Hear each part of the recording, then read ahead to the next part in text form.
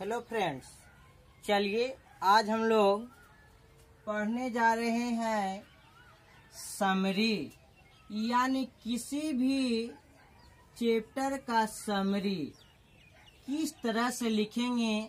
और हमारे summary exam में 5 मार्क्स का 3 समरी आते हैं, यानी टोटल हमें 15 मार्क्स का आते हैं। एक पोएट्री सेक्शन, दूसरा स्टोरी सेक्शन और तीसरा स्टोरी ऑफ इंग्लिश सेक्शन से। तो ये तीनों से हमें 5-5 मार्क्स का आते हैं और 3 ऑप्शन रहता है हमारे एग्जाम में, और 3 में से किसी एक पर हमें समरी लिखना होता है। तो जानते हैं किसी भी चैप्टर का समरी किस तरीके से लिखा जाए ताकि हमें 5 नंबर में 5 नंबर मिल सके। तो इस बात को जानने के लिए सबसे पहले ध्यान दीजिएगा, किसी भी चैप्टर का समरी लिखने के लिए सबसे पहले उस चैप्टर के राइटर के नाम और वह कैसा चैप्टर है, और उसके अलावा उस चैप्टर के राइटर क्या है, ये बातों को जानना जरूरी है, क्योंकि उसी के आधार पर हम समरी को लिखते हैं। तो जानते हैं समरी कैसे लिखते। तो आइए, यहाँ पर हम आपको एक चैप्टर पढ़ा रहे थे जिसका नाम है sweetest love, sweetest love I do not go, I do not गो। तो जानते हैं इसका समरी हम किस तरह से लिखे ताकि हमें 5 मार्क्स में 5 मार्क्स मिल सके। तो आइए, सबसे पहले लिखेंगे चैप्टर का नाम और उसे इन्वर्टेड कॉमा से बंद कर देंगे। तो लिखेंगे sweetest love, sweetest love I don't go, go is a love poem, poem, poem written by a metaphysical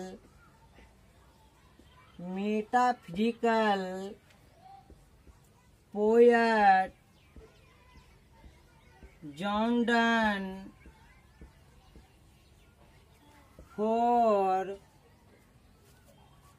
his beloved in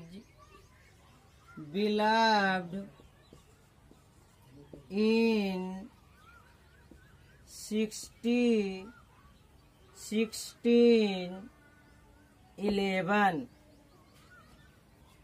उसके बाद हम अपना पैराग्राफ चेंज करेंगे, और पैराग्राफ चेंज करने के बाद लिखेंगे कि इस चैप्टर में वह क्यों जाना चाहते थे, कहाँ जाना चाहते थे। तो आइए जानते हैं, पैराग्राफ चेंज करके लिखेंगे in this poem, in this poem he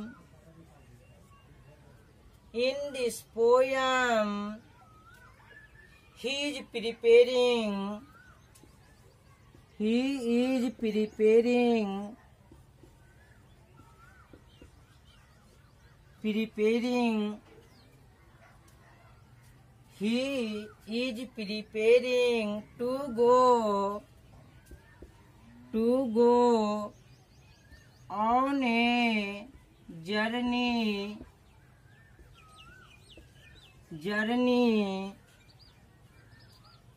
for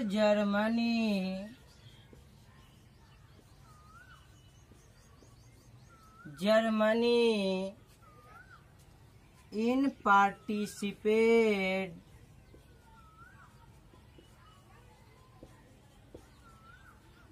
in novel, but his beloved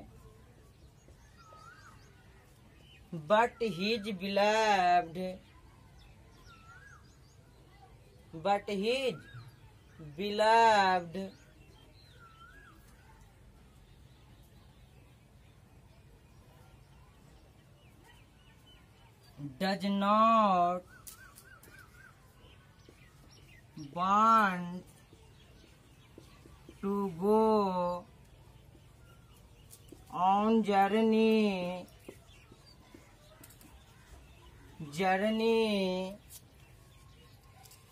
what will happen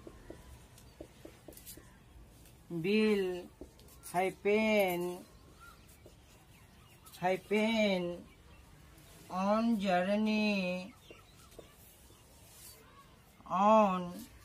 journey then he convinces her that I will be come back all right.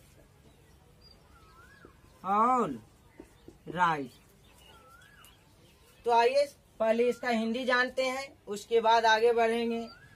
देखिए, कह रहा है sweetest love I do not go is a love poem, यानी sweetest love I do not go एक love poem है जो एक metaphysical poet Jordan के द्वारा अपनी प्रेमिका के लिए 1611 ईस्वी में लिखा गया है। और उनकी प्रेमिका का क्या नाम था मालूम है? एन मोर। तो एन मोर के लिए लिखे थे इन दिस पोएम, यानी इस कविता में। किस कविता में? Sweetest love I do not go में ही is preparing to go on a journey, यानी वह तैयारी कर रहे हैं एक यात्रा पर जाने के लिए फॉर जर्मनी, यानी जर्मनी के लिए। इन पार्टिसिपेट इन नवल, नौसेना में भर्ती होने के लिए, शामिल होने के लिए, यात्रा के लिए वह तैयारी कर रहे थे। बट हिज बिलव, लेकिन उनकी प्रेमिका Anne More does not want to go on journey, वह यात्रा पर जाने देना नहीं चाहती है। वह सोचे भाट विल हैपन ऑन जर्नी, वह सोचती है कि यात्रा पर क्या होगा, चाहे उनको मुझसे कोई खूबसूरत लड़की मिल जाए तो उनसे प्यार हो जाएगा, या फिर रास्ते में जाते जाते एक्सीडेंट हो जाए तो मेरा क्या होगा, या मुझसे उब गए हैं तो जा रहे हैं। तो इन सब बातों को ध्यान में रखते हुए वह जाने देना नहीं चाहती है।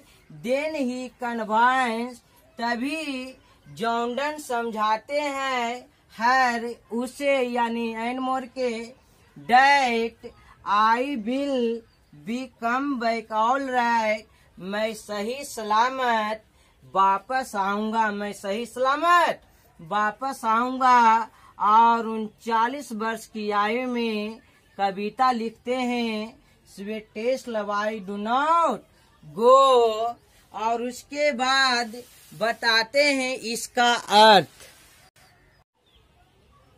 इसके बाद पैराग्राफ चेंज कीजिएगा और आगे लिखिएगा। चलिए देखिएगा आगे क्या लिखते हैं। लिखेंगे ही इज गोइंग अबे नॉट, ही इज गोइंग अबे not because because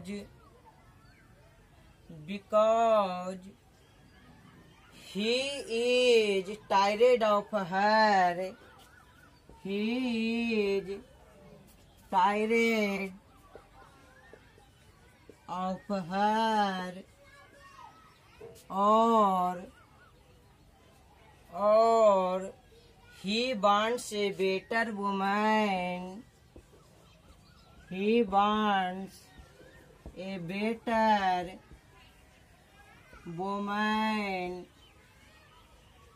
He wants a better woman since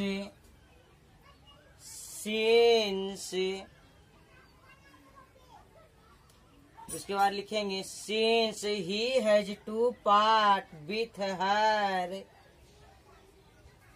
He has to part with her.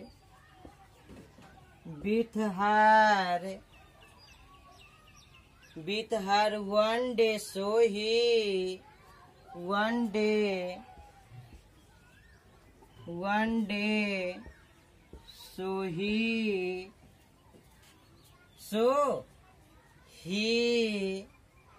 wants to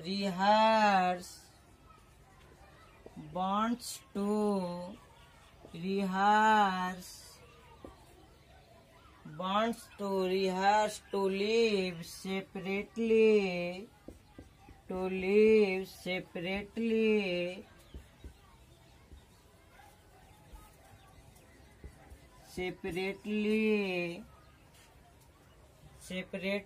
for some time.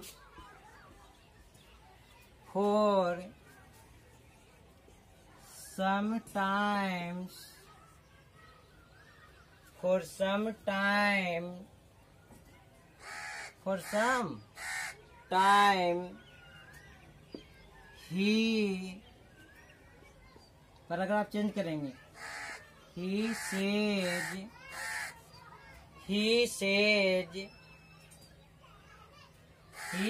says the sun sets in the evening. The sun sets in the evening. And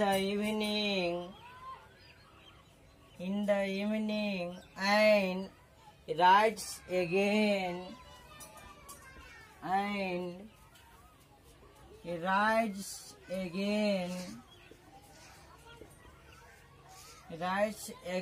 In the morning.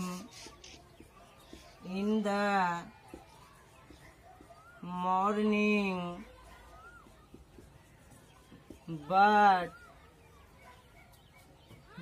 it has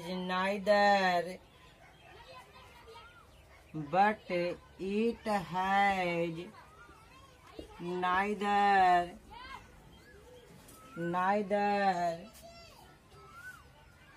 sense, want, love, and desire.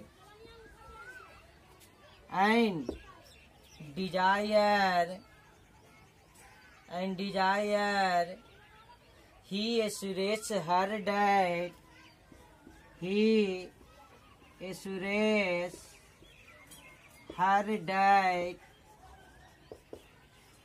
has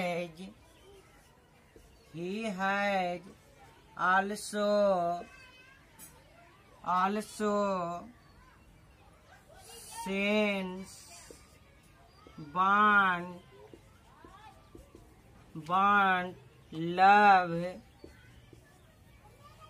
love, desire, and sought away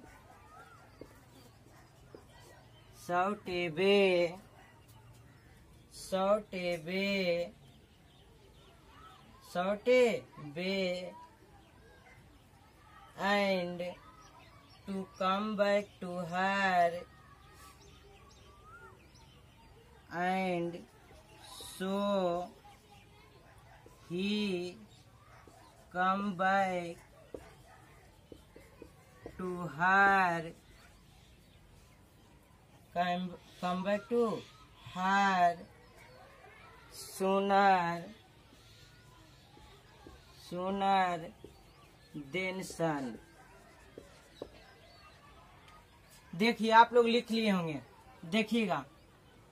उसके बाद कहते हैं he is going away not because he is tired of her, यानी Jordan line मोर के समझाते हैं कि मैं जा रहा हूं तो ये नहीं कि मैं तुमसे थक चुका हूं, तुम्हारे थकान के कारण या मुझे तुमसे कोई खूबसूरत लड़की मिल गया है, ऐसा कोई बात नहीं है।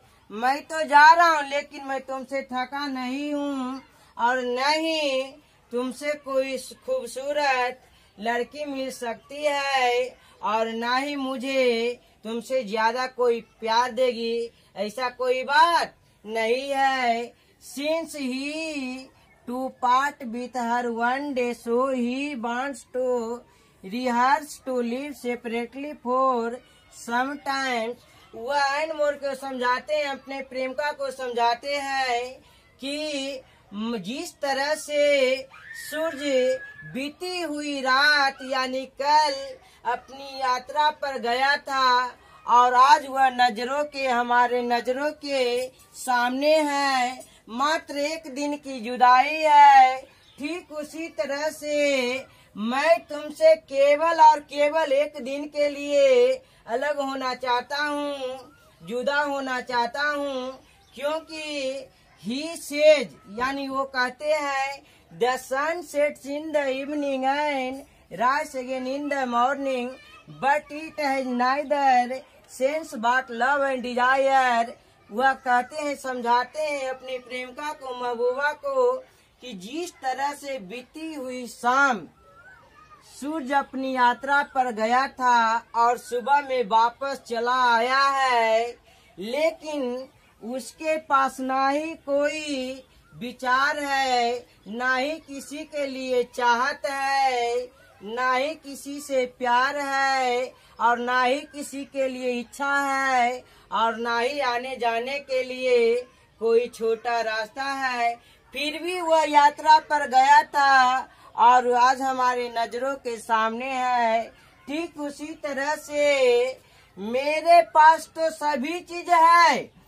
ही सुरेश वह समझाते हैं, सुरेश का मतलब समझाना, हर यानी अपनी प्रेमिका को that he has also sense want love desire and sought a way and so he come back to her sooner than sun।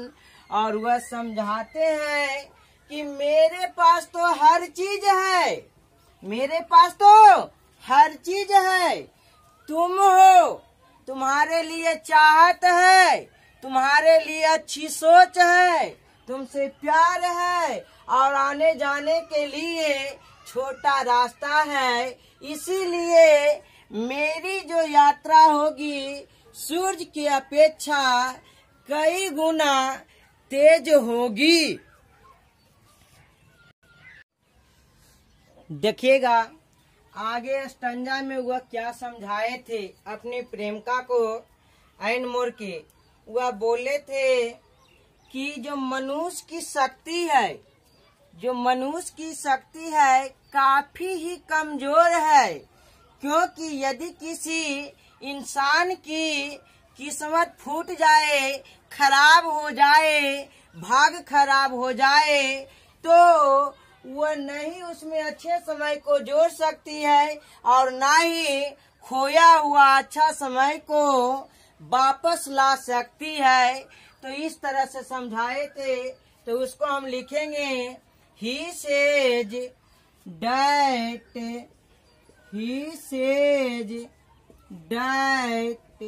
man's power is very big very big, very big. He tells her, he tells her, he tells her, क्या लिखेंगे? He tells her not to shed tears, not to shed tears, shed tears, because that will, because that will, because that will, because that will of any ill, because that will make him, that will make him sad and big, sad and big, sad and big, sad and big. आगे लिखेंगे, he says not to forethink, he says not to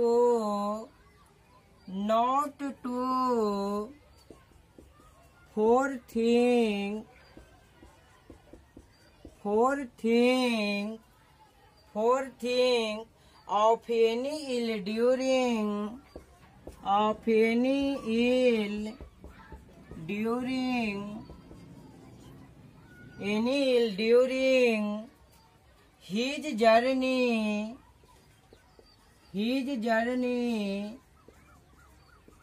otherwise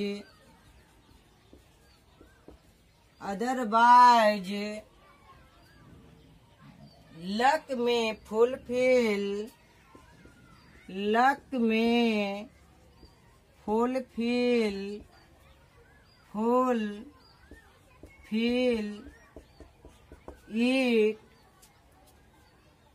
fulfill it. उसके बाद अंत में समझाए थे, at last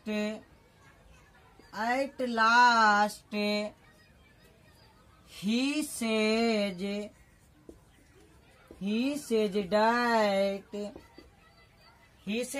that the people who are in,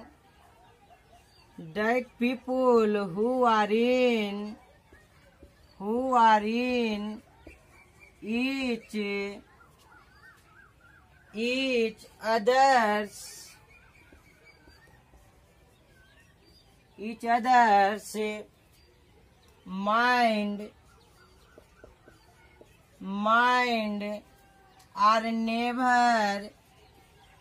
are never separated.